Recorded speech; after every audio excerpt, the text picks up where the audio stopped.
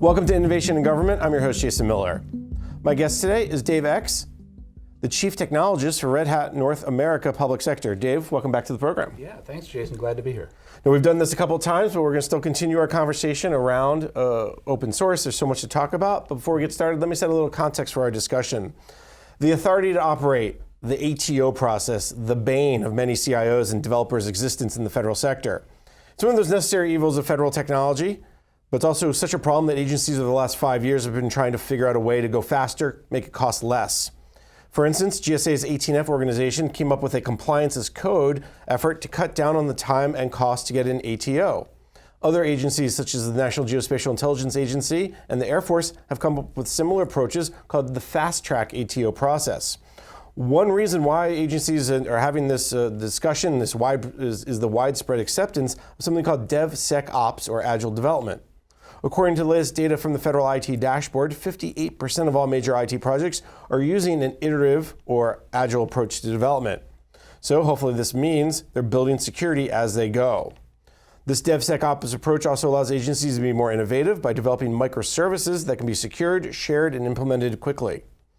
As agencies continue to live in a hybrid IT environment, the DevSecOps or agile approach to development becomes more important for agencies as they strive to make services for citizens easier and more convenient and meet the missions in new ways.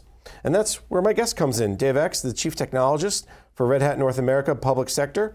He'll tell us why DevSecOps can lead to security, innovation, and overall mission success. So Dave, let's start with the beginning. DevSecOps, we've heard the term before. It means basically develop it, put your security in, and then put it into operations. But what's the popularity that you're seeing in the federal government around this concept? Yeah, well, the big popularity that I see right now is that security has a seat at the table. Where, in the past, people would do DevOps, and they would have their development team and operations team working very closely, and then they bring it to the security team, and then they're surprised by it, and that ends up slowing things down. So by having the security team in the middle between the developers and operations and automating as much as possible, that allows you to go from code to running workload up and operational as fast as possible. One of the things that we've seen is agencies have kind of moved into this world of Agile and DevSecOps. Mm-hmm. I know some people use them as synonyms, some people say they're much different. One's kind of a methodology, one's a process. But anyway, you kind of slice it. Mm-hmm. The issue here is that security is as soon as a code gets written, it goes through a security test of sorts. Yes. And then before it gets put into operations, it goes through maybe a series of security tests. Yep. Walk me through kind of what the DevSecOps process maybe looks like. Yeah, so the same way, like if you're familiar with a continuous integration, continuous deployment model where you have this CI/CD pipeline where people commit code, and as soon as they commit the code into the repository, you have these robots that just start building the application. But not only do they build the application and throw it into production, they do what's called unit tests, where they check the code to make sure that it doesn't fail against known use cases. But often what doesn't happen there are the security checks. So what will also happen is, for lack of a better term, you'll be doing these unit tests for security. So you'll check to see, is it using libraries that have known vulnerabilities? And all the different checks that you're doing, is the system configured the proper way?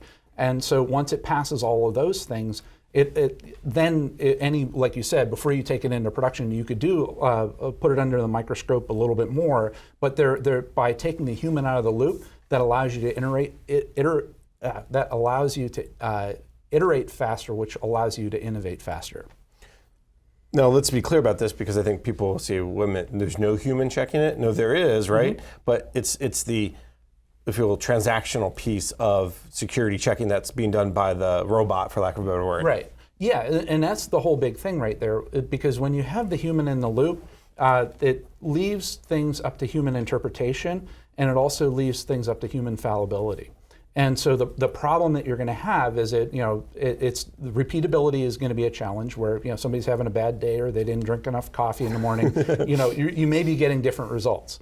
And so the big benefit here is by doing the security while you're doing the development and before you do the deployment, that allows you to have this consistent baseline that's very repeatable.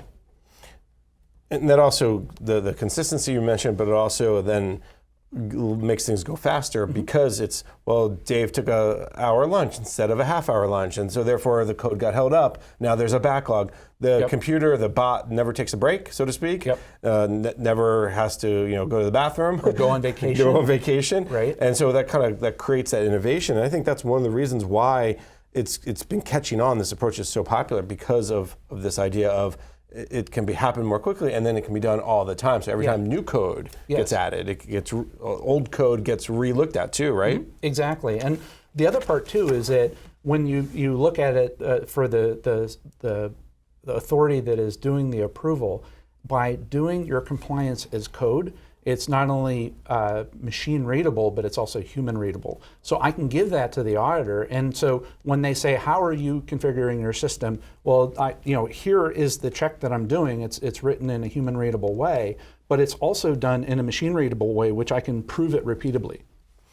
At the beginning of the conversation, I mentioned about 18F and their compliance as code. You guys have taken that project or pieces of that project, and what are you guys doing with it to expand it?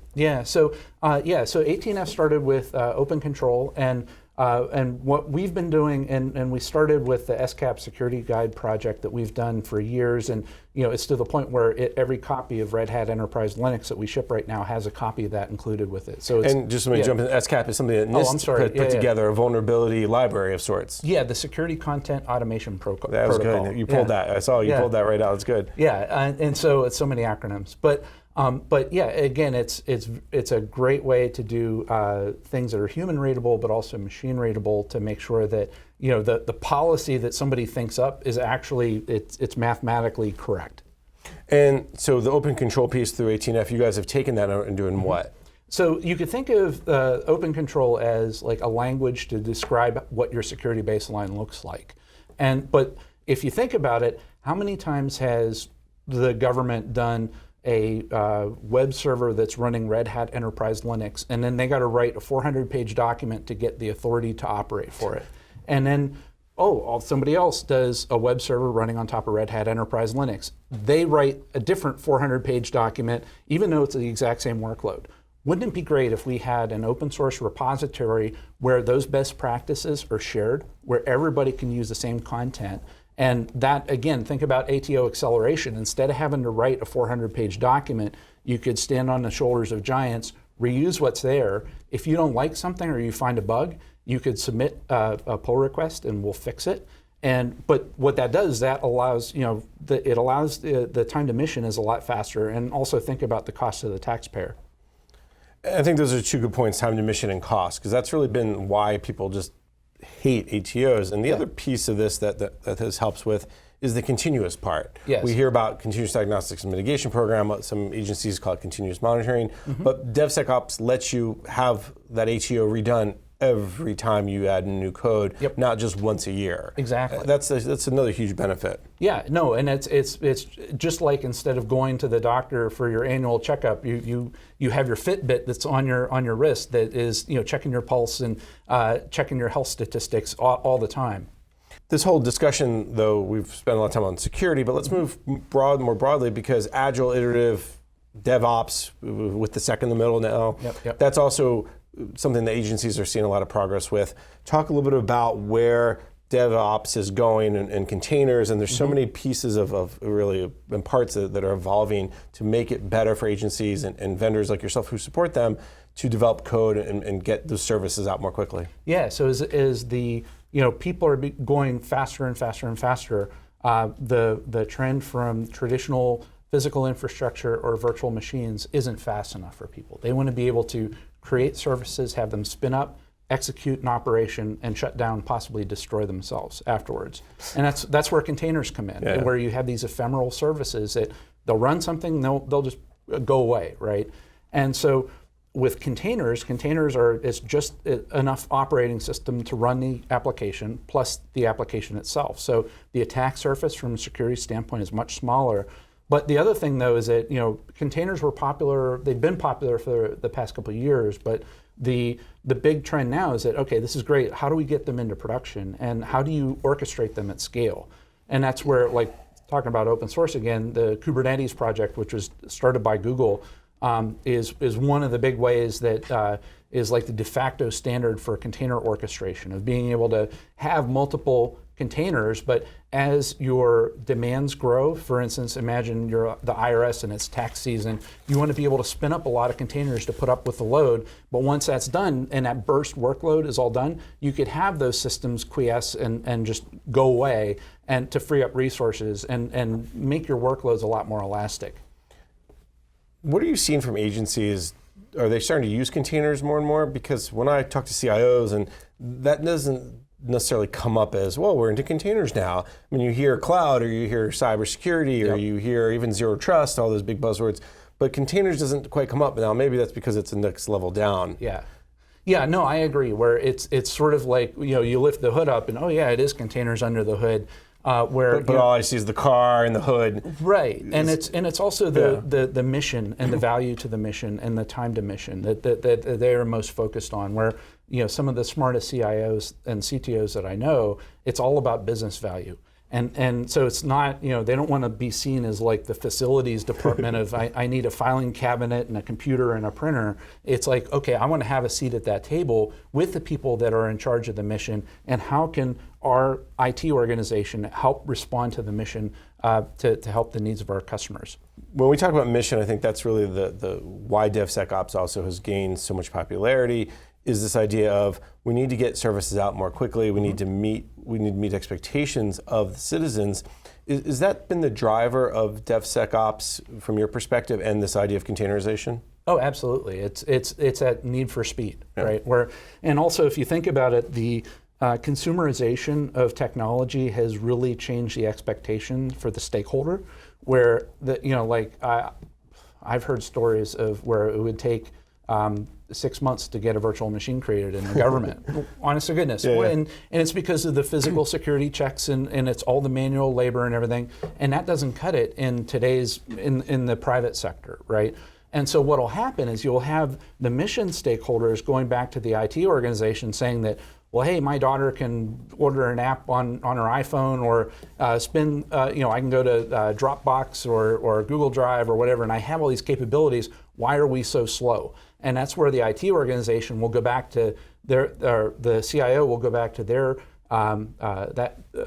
their staff and say, okay, how do we work faster? And that's where your process, DevSecOps and agile development come in, and also the what of containers, and which is the way to rapidly respond and rapidly react based upon the needs of the mission and whether you have bursty workloads or not. And that's another key point that we got to make sure we hit upon, is this idea of it's not used for everything. Like if you have a pretty consistent workload, maybe a container is not the best way to do it. But like as your example with the IRS, where they know during tax season they're going to, between January and April, they're going to be really busy, but by June and July, maybe not as busy. That's a good way to kind of burst up the capabilities. Is that the key piece here that agencies should understand about this DevSecOps approach? Is automation for security is number one, and then number two is be able to adjust for the workloads that's in front of you. Yeah, and that's where it's looking back at the Cloud Smart policy. I think that's one of the key tenets of that, of like, well, maybe it's not the right thing to refactor everything and stick it in the cloud, right? Let's be smart about it.